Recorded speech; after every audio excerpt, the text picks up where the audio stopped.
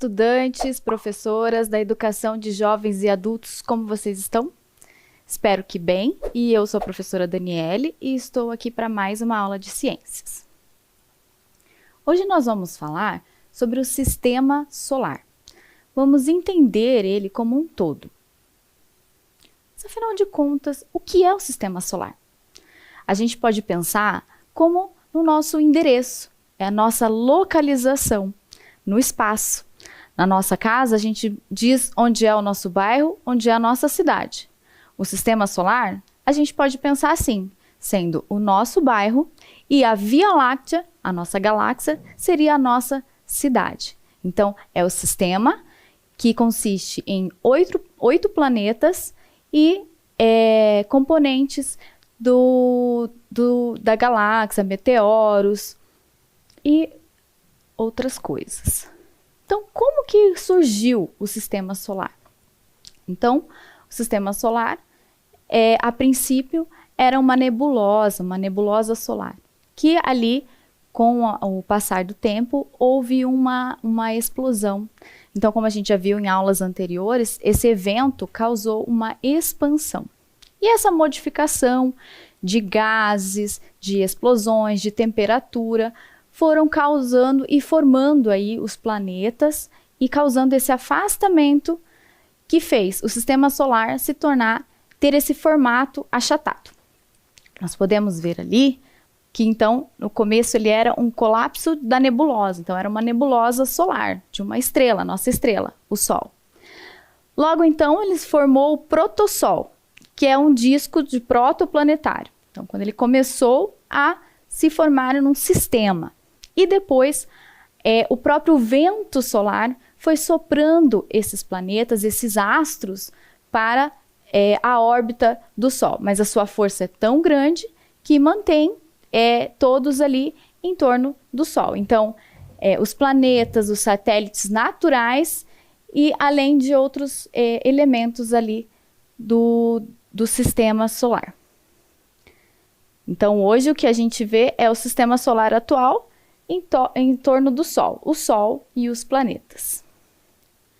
Nessa formação, houve planetas que entraram para um conjunto de planetas rochosos e outros, os planetas gasosos. Vamos ver quais são eles. Então, Mercúrio seria o planeta mais próximo do Sol. Ele é basicamente constituído por ferro e por essa característica dele, ele sofre esse deslocamento no seu movimento, só que ele tem algumas curiosidades. Ele tem partes que nunca recebem a luz do Sol, então tendo até temperaturas abaixo de 100 graus negativos. E um outro lado que é super quente, com temperatura acima de 400 graus. Então, um planeta aí bem curioso a ser estudado. Muito bem. O segundo planeta, na ordem de distância do Sol, é Vênus. Vênus recebeu esse nome por conta da deusa do amor. Ele também é chamado de estrela d'alva, estrela do amanhã, pois ele é fácil de perceber no céu. É uma dos corpos celestes mais brilhantes. Então, olha lá, ele tem 95% do tamanho da Terra, 343 dias na Terra correspondem a um dia em Vênus, então é muito interessante esses dados. E já houveram aí mais de 20 missões para visitar o planeta e conhecer a sua composição. E em terceiro lugar, o nosso maravilhoso e incrível planeta Terra. Então, o planeta Terra é o que apresenta as condições, a temperatura adequada, a atmosfera e todo o ambiente necessário para se desenvolver a vida. Então, por isso que é tão importante a gente pensar também com relação à preservação do meio ambiente, a camada de ozônio, porque é o que faz do nosso planeta ser habitável, tá certo? E o quarto planeta, o planeta Marte, o planeta vermelho. Então, olha só, o planeta Marte, ele tem metade do tamanho da Terra, 24 horas e 37 minutos na Terra equivale a um dia. Então, é o que se aproxima do nosso horário, da nossa organização. E ele tem duas luas, Phobos e Deimos, que foi dado esse nome para representar a mitologia grega, que seria os filhos de Afrodite e de Ares. E esses nomes representam pânico e medo, certo? E então, Marte também causou aí algumas questões e muitas investigações sobre a possível vida neste outro planeta. Então, foi encontrado algumas substâncias que seriam só comprovadas se houvesse micro-organismos. Então, essa possível vida seria de micro-organismos, mas não foi confirmada ainda. A ciência diz para a gente ter um pouco de paciência e cautela, pois esses micro-organismos não significam que há possibilidade de ter vida nesse planeta. Ainda não. Vamos aguardar os próximos estudos, né? E então depois vem Júpiter. Júpiter é o gigante. Esse nome representa os deuses dos deuses. Então, ele é o maior planeta do Sistema Solar e ele já tem uma formação diferente. Ele é um planeta gasoso. Então, ele é basicamente composto por gases e líquidos, certo? Então, ele é 11 vezes maior do que a Terra. Ele tem mais de 60 luas, 67 luas. Então, por ele ser maior, a sua força gravitacional é muito maior, então atrai esses satélites para próximo dele. Além de ser muito belo, né? Muito bonito de se observar. Essas colorações que a gente vê nas ilustrações são meramente ilustrativas, gente. Não significa que esses planetas têm exatamente essa cor.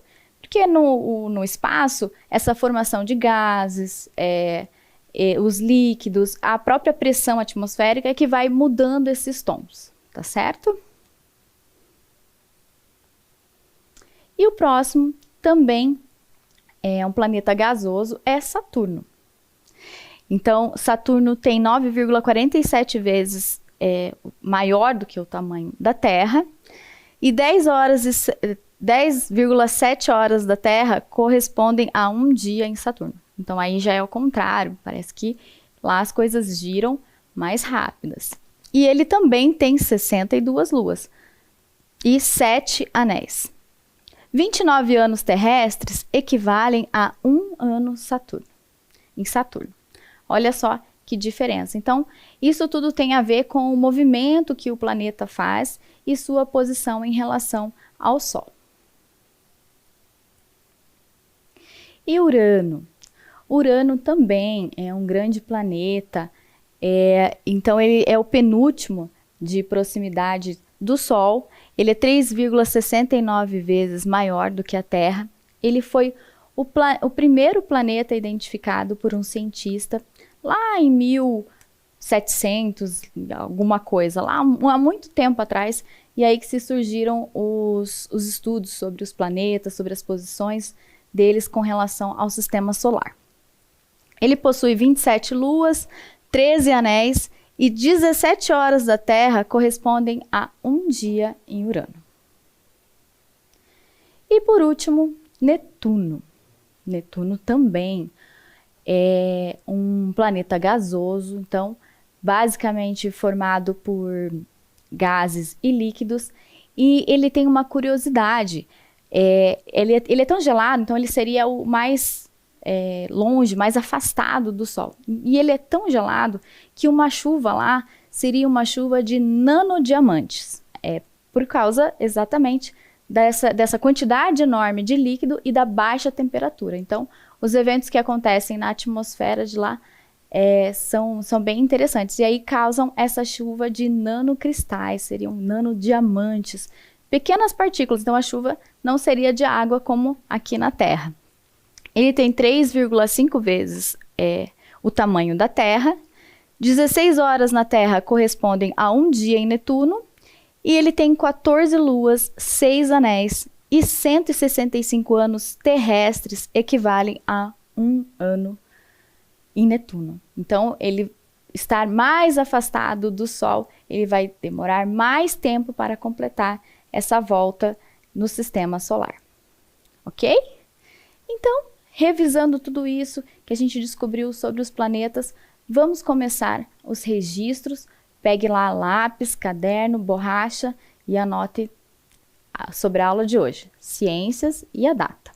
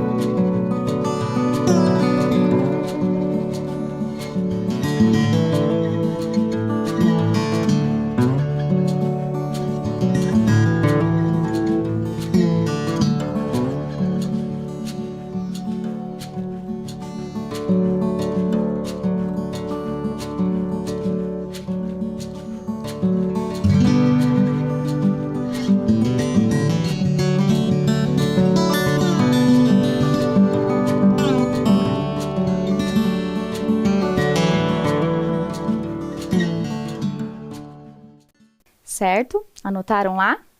Então agora vamos para o nosso primeiro exercício. Conforme a ordem que eu fui apresentando os planetas para vocês. Vocês se lembram? Como é que a gente poderia organizar? Então anotem lá, olha só. Organizem a ordem dos planetas considerando a distância do Sol. Vou dar opções para vocês. Temos a opção A, Marte, Terra, Vênus e Mercúrio. Opção B, Mercúrio, Vênus, Terra e Marte. Opção C, Vênus, Terra, Marte e Mercúrio. Vou deixar um tempo para vocês pensarem e a gente já volta para corrigir.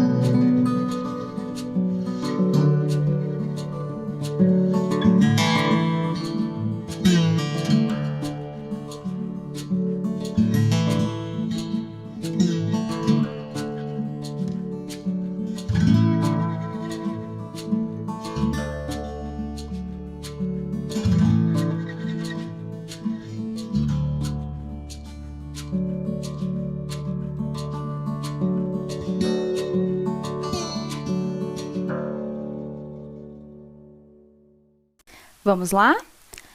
Então, lembraram da ordem? Então, a resposta correta seria a letra B. Mercúrio, o planeta mais quente, mais próximo do Sol.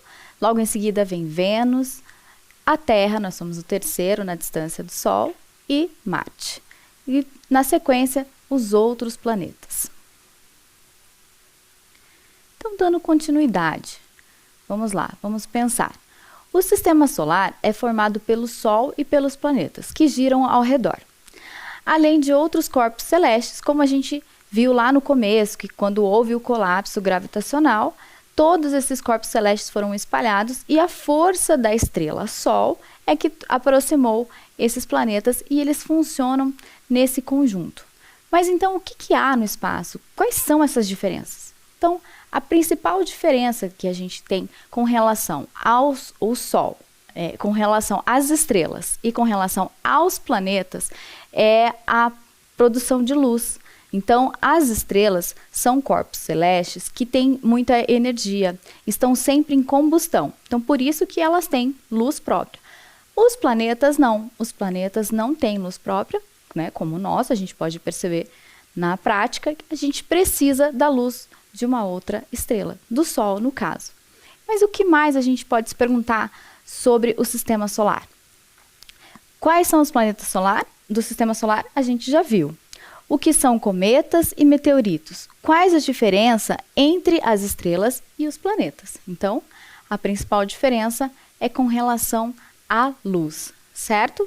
E sobre os meteoros e meteoritos. A gente já vai ver sobre isso também. Olha só, se vocês notaram na apresentação dos planetas, a gente falou sobre os 8 planetas, e quem se lembra, algum tempo atrás, por exemplo, eu no meu tempo de escola, aprendi que Plutão também era um planeta, mas decidido em conjunto, a comunidade científica, ele deixou de ser planeta. Por que será? Então, com o tempo, descobriu-se que Plutão era bem menor do que se pensava, e parecia com outros corpos celestes, que não eram classificados como planetas. Plutão foi então denominado um planeta anão, uma nova categoria de corpos celestes ao lado de Ceres, que fica entre Marte e Júpiter. Então, por ele ser menor, ele não realiza tanta força gravitacional. Então, ele não tem a capacidade de um planeta como os demais do sistema solar. Então, ele ficava muito afastado e também com relação à localização dele, ele já não está tão próximo como os demais planetas. Então, ele foi classificado pela comunidade científica como um planeta não. E a gente pode observar bem a diferença aqui. Olha só, a Terra com relação à Lua, se a gente pudesse colocar eles bem pertinho, Plutão e Ceres. Então, a proporção de tamanho entre a Terra e a Lua e os planetas anões, Plutão e Ceres, com as cores fictícias, como a gente já comentou. Lembram-se que em outra aula a gente falou um pouquinho sobre as constelações, sobre a formação das constelações no nosso céu.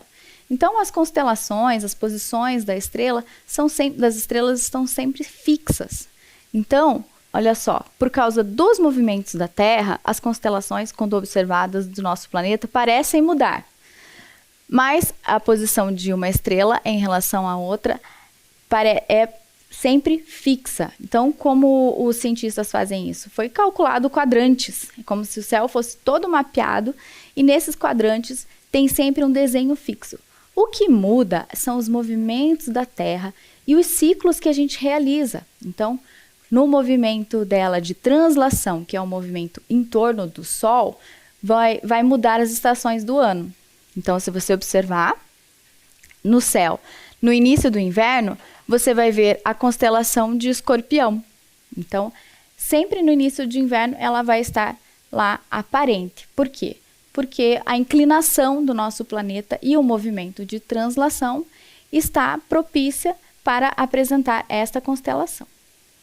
Olha lá, se você observar o céu no início do inverno, poderá localizar as constelações representadas nessa ilustração. O Cruzeiro do Sul, o Sagitário, o Centauro. E sempre no oposto. Então, Ao contrário dos planetas, as estrelas já têm luz própria, né? A gente já viu sobre isso. Então, sempre vai ser o oposto. Se no hemisfério sul é inverno, lá no hemisfério norte vai ser verão. Então, as estrelas, as constelações aparentes aqui serão diferentes das que estão aparentes lá.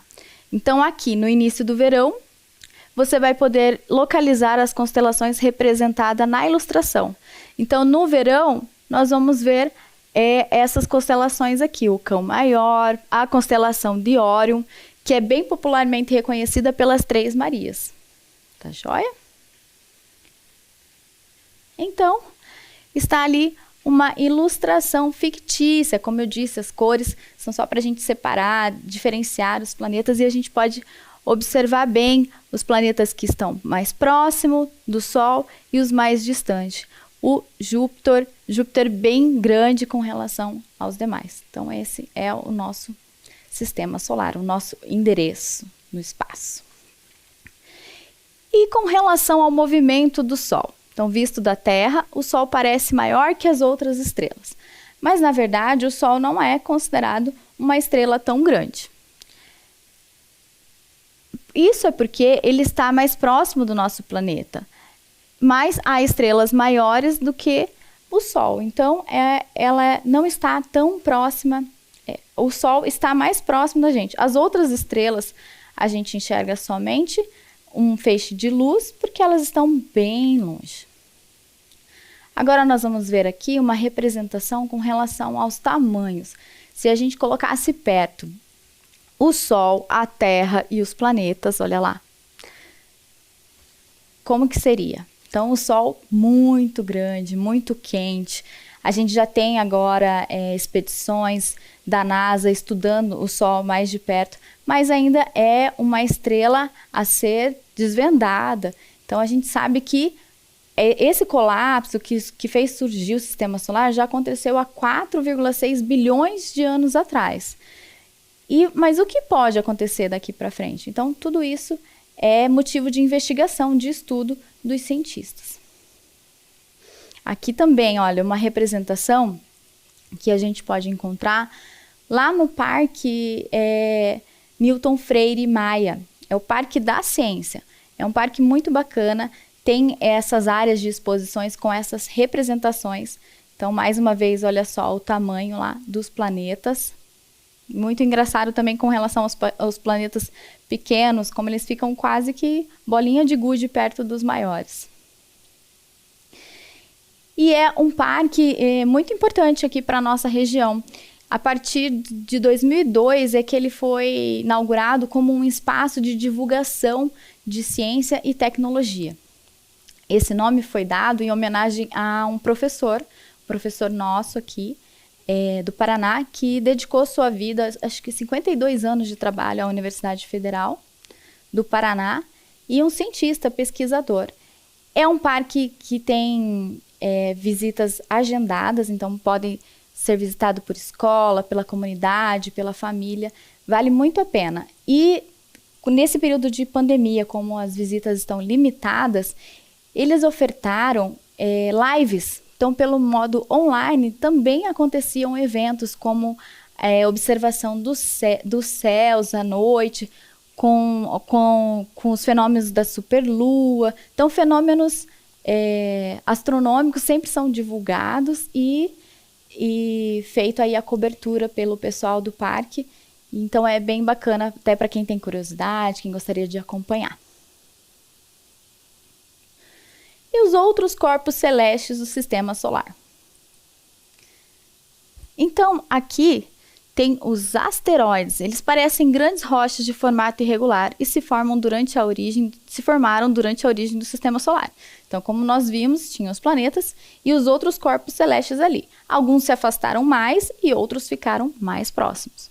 Tudo devido à força gravitacional. Esse asteroide 951, Gaspra, que mede cerca de 20 quilômetros de comprimento.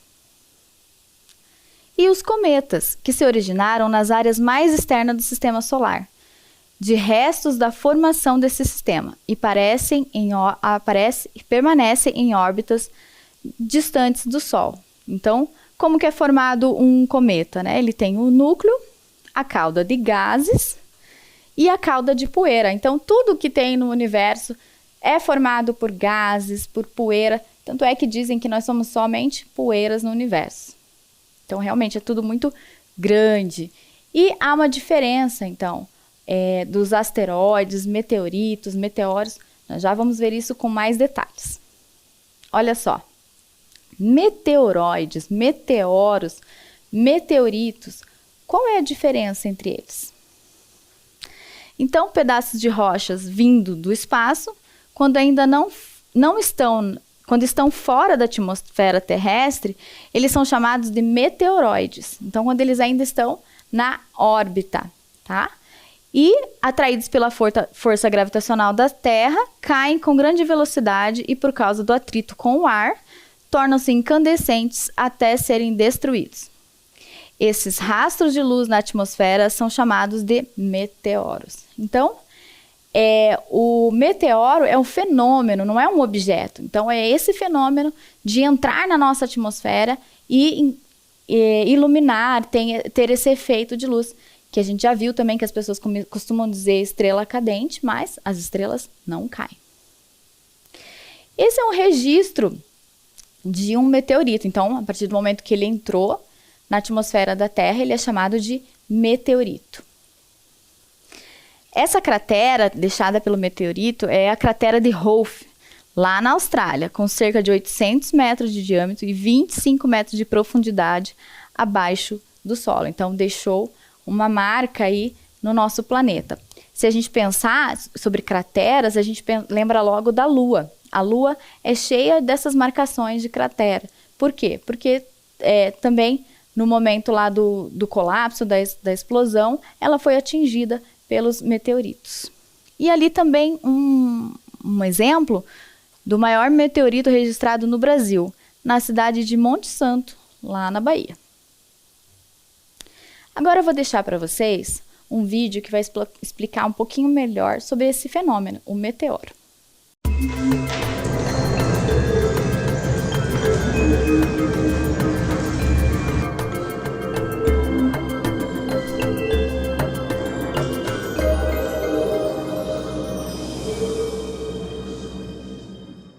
Meteoro é qualquer fenômeno atmosférico, luminoso ou mesmo acústico produzido em nossa atmosfera.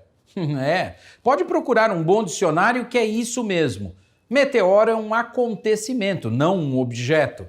Meteoro, para a astronomia, é o efeito de produção de luz, principalmente por ionização na atmosfera, resultante da passagem de fragmentos, essencialmente rochas e minerais vindos do espaço. A maioria não passa de grãos bem pequenos.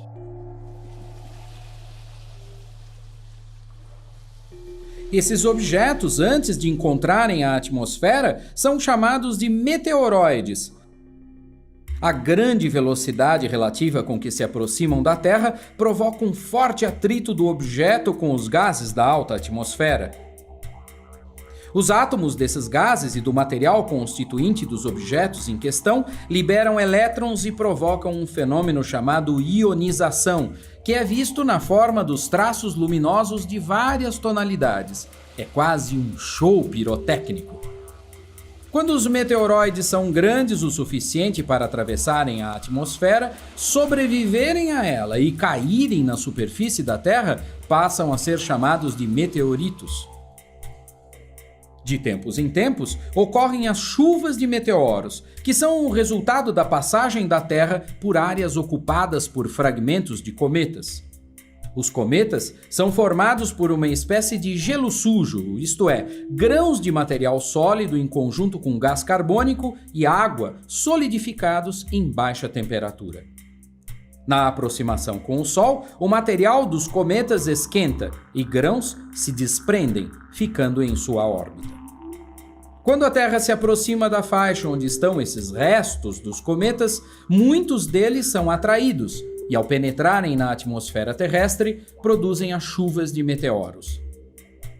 Elas aparecem vindas de um ponto ou de uma região do céu bem definida, chamada radiante. Assim, a chuva de meteoros, que parece vir da constelação do Leão, por exemplo, dá origem às Leonídeas, que podem ser vistas todos os anos por volta de 17 de novembro. Muita gente chama meteoro de estrela cadente e jura que estava olhando para a estrela no exato momento em que ela caiu do céu. Mas, infelizmente, essas explicações não fazem sentido, porque as estrelas estão muito, mas muito longe da Terra e são muitíssimo maiores do que o nosso planeta. O que essas pessoas veem são os meteoros, que acontecem aqui pertinho, entre 40 e 50 quilômetros de altura. Para quem acredita na sorte, nos pedidos feitos a cada estrela cadente, a minha sugestão é que vocês continuem a fazê-los. Mas por uma questão de precisão, passem a direcionar seus pedidos aos meteoros, porque os resultados serão os mesmos. Até o próximo programa. Viram então? Que interessante. Meteoro é um fenômeno luminoso antes de entrar na atmosfera da Terra. Quando ele entra, ou ele é totalmente desmanchado, né? Ele é destruído pela explosão, ou acaba caindo alguns fragmentos, e a gente já viu ali, deixa a cratera, e aí ele é chamado de meteorito. Então, lembrando, toda vez que for fazer um pedido, não é a estrela cadente, e sim ao meteoro, tá? Agora vamos falar do nosso satélite natural, a Lua, tão importante para a nossa vida também no planeta. A Lua é bem interessante, pois ela tem também um movimento diferenciado do movimento de rotação da Terra. Então, a face que aparece dela para nós aqui na Terra é sempre o mesmo lado. E a gente pode ver ali algumas manchinhas no formato dela, umas manchas mais escuras, outras mais claras. As mais claras seriam montanhas. E as mais escuras, as crateras, porque como a gente viu, a Lua sofreu também bastante impacto dos meteoros, meteoritos e outros corpos celestes. E ela tem aí um ciclo que super influenciou até na evolução da humanidade. Muitas civilizações se orientam e se orientam até hoje por essa mudança da Lua. Então ela começa lá na Lua nova. Então, sempre dizem assim, quando ela está em C, porque ela está crescente, e aí quando ela forma um D, ela está decrescente. Então, aí ela vai seguir o ciclo dela, mais ou menos de uma semana, quando ela é Lua nova, uma semana que ela vai estar mostrando essa luminosidade. Depois vai mudando e ali ela vai fechar um ciclo de mais ou menos 29 dias. Vou mostrar para vocês um calendário lunar. Olha só que bacana. Então, ela também é chamada ali, quando a gente chama de lua crescente, de um quarto de lua, que é um pedaço do que está sendo iluminado pela luz do sol e que a gente consegue enxergar. Então, é exatamente isso, olha, mais ou menos uma semana no mesmo formato, tá? E aí, quando ela tá só um feixezinho de luz ali, a gente chama de minguante, que fica aquela bem a pontinha dela. Tá certo? E aí ela vai fechar no mês. Então, isso também ajudava nos calendários, ajudava na organização das civilizações, nas orientações, principalmente na agricultura. E a Lua influencia no nosso planeta, principalmente com relação ao que é líquido e gasoso. Sim, por causa da força também gravitacional que ela exerce sobre a Terra. Então, por isso que ela influencia nas marés. Então, as mudanças das marés, né, dos oceanos, têm sim a ver com o movimento da Lua. Vejam esse vídeo que também vai dar mais detalhes sobre o nosso satélite natural.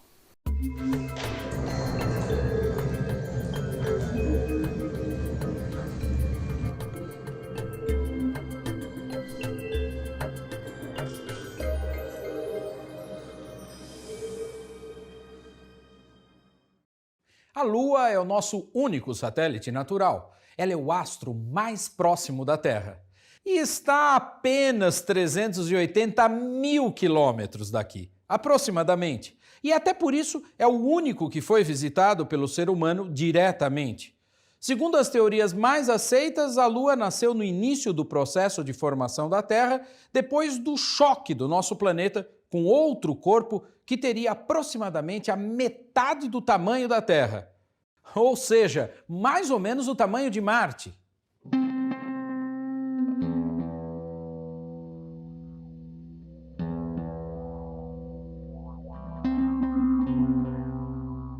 Esse impacto teria acontecido há cerca de 4,5 bilhões de anos, resultando num número enorme de fragmentos orbitando a jovem Terra. Eles teriam colidido e se agregado para vir a formar a Lua. Com o tempo e atividades dinâmicas, ela adquiriu as características que conhecemos.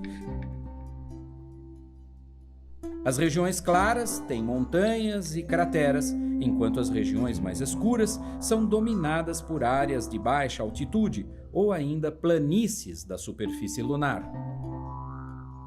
Galileu, quando apontou sua luneta para a Lua em 1609, denominou as regiões escuras de mares e, por isso, essas regiões ostentam os nomes de Mar da Tranquilidade ou Mar das Chuvas. Sabe-se que há água na Lua, mas não em volume suficiente para essas formações. Quedas de corpos celestes como meteoroides, cometas e asteroides ao longo do tempo foram as responsáveis pelo grande número de crateras presentes em nosso satélite. A Lua é muito influenciada pela gravidade terrestre. É isso que a mantém em órbita.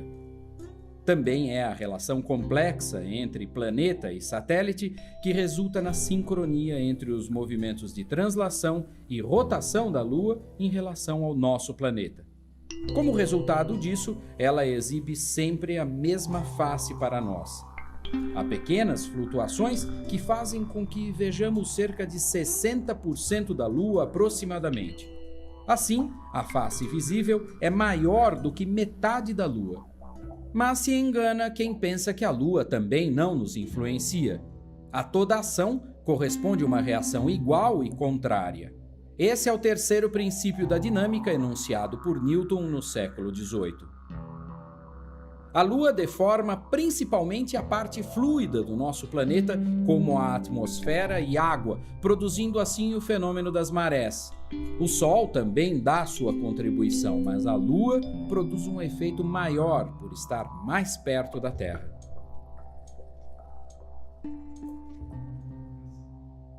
Pouco mais de uma dezena de homens já estiveram na Lua, instalando equipamentos para que nós possamos dizer que conhecemos razoavelmente bem a nossa companheira de viagem. Mas precisamos saber muito mais. Novas missões estão a caminho e talvez até uma base permanente para viagens mais audaciosas. O que está por vir? Nos vemos no ABC da Astronomia. Viram só que interessante? Já pensaram ter uma estação permanente na Lua para que a gente pudesse viajar? Quem sabe, né? Por enquanto ainda é um pensamento para o futuro, mas há muitas expedições, a Estação Espacial Internacional está próxima, mas ela não está fixada na Lua. Então, seria bem interessante esses estudos aí que pretendem formar uma base lá na Lua. Então, pensando sobre luas, sobre satélites naturais, a gente conversou sobre os outros planetas que também possuem os seus satélites naturais. Eu vou colocar agora para vocês um exercício que vai fazer a gente refletir sobre as luas. Olha só, número 2. Observamos que em alguns planetas o número de luas pode variar. Vamos identificar os planetas que mais possuem satélites naturais? Então, luas, satélites naturais, a gente está falando do mesmo corpo celeste aí. Então, eu vou dar um tempo para vocês copiarem e a gente já volta.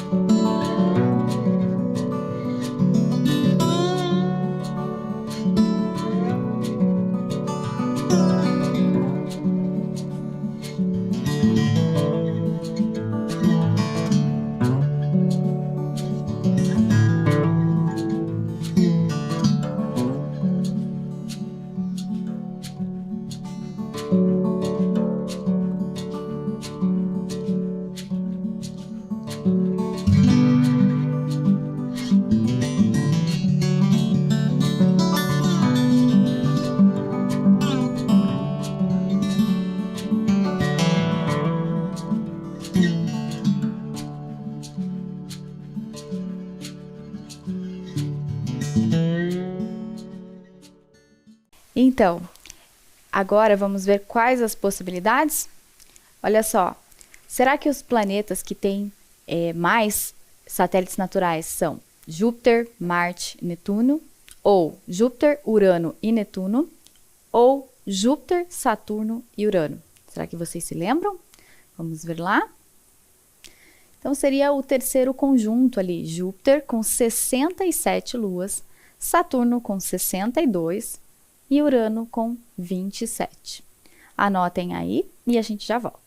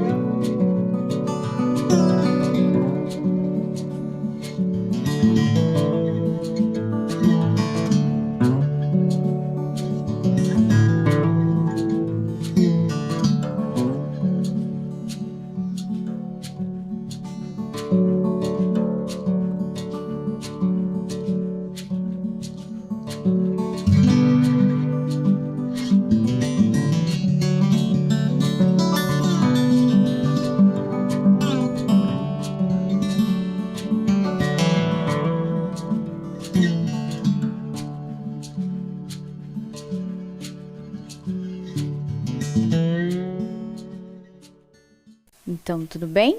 Conseguiram corrigir lá? Então, bastante luas a ser observada aí nesses planetas.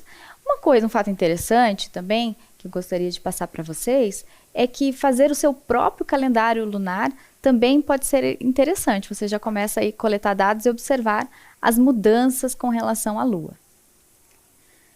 E para finalizar a nossa aula, eu trouxe para vocês uma cientista nossa, uma cientista brasileira.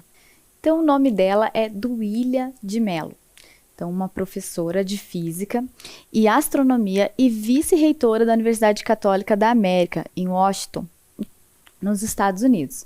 Então, ela é brasileira, veio de uma origem humilde e conta que desde criança ela gostava de observar os céus. E hoje ela é reconhecida internacionalmente pelas suas descobertas. Ela estuda as bolhas azuis, que é uma espécie de maternidade das estrelas. E trouxe aí várias descobertas e hoje, inclusive, é pesquisadora da NASA. Olha só que bacana. Hoje ela vive nos Estados Unidos e leva aí uma representação de nós brasileiros. Uma mulher que estudou e decidiu se tornar cientista. Então, muito bacana isso pra gente, serve de inspiração. E eu espero que vocês continuem aí estudando também, observando os céus e qualquer novidade, qualquer algo interessante, mande para nós que a gente pode apresentar aqui. Eu agradeço a todos e hoje a nossa aula vai ficando por aqui.